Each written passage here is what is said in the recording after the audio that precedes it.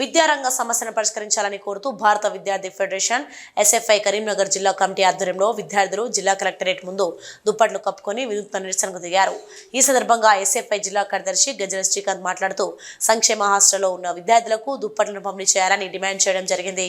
చలికాలం ప్రారంభమై చలి తీవ్రత రోజురోజుకి పెరిగిపోతున్నా కానీ విద్యార్థులకు కనీసం దుప్పట్లు పంపిణీ చేయాలన్న శ్రద్ధ ఈ రాష్ట్ర ప్రభుత్వానికి లేదని అన్నారు।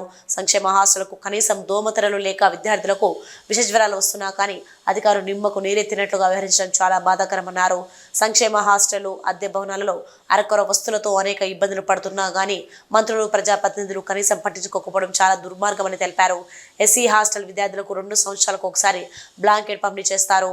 చలికాలం ప్రారంభమైనప్పటికీ ఇంతవరకు కూడా విద్యార్థులకు దుప్పట్లు పంపిణీ చేయలేదు।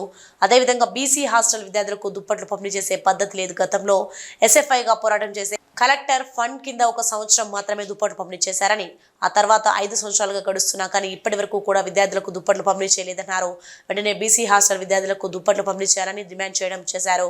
హాస్టల్ విద్యార్థులు అనారోగ్య బారిన పడుతున్నా కానీ కనీసం హాస్టళ్లకు ఒక ఎంబీబీఎస్ డాక్టర్ని కేటాయించాలని కోరారు। ఇప్పటికైనా విద్యార్థులకు దుప్పట్లు పంపిణీ చేయకపోతే రానున్న రోజుల్లో ప్రజాప్రతినిధులు అధికారులు మంత్రులను ముట్టడిస్తామని హెచ్చరించారు। ఈ కార్యక్రమంలో ఎస్ఎఫ్ఐ జిల్లా అధ్యక్షులు కాంపల్లి అరవింద్, జిల్లా ఉపాధ్యక్షులు వినయ్ సాగర్, ఇషాక్, సహాయ కార్యదర్శులు భోగేశ్వర్, నాగుల శ్రీజ, జిల్లా కమిటీ సభ్యులు రత్నం సురేష్, నందేష్, రాకేష్, గట్టు ఆకాష్, నాయకులు సన్నీ, వంశీ, అక్షయ్, పవన్, తరుణ్, రఘు, రాకేష్, రిజునా తదితరులు పాల్గొన్నారు। ఇప్పుడు శీతాకాలం ప్రారంభమైనప్పటికీ సంక్షేమ హాస్టల్లో ఉన్న విద్యార్థులకు ఇంతవరకు కూడా కనీసం దుప్పట్లు పంపిణీ చేసిన పరిస్థితి ఈరోజు జిల్లా వ్యాప్తంగా లేదు।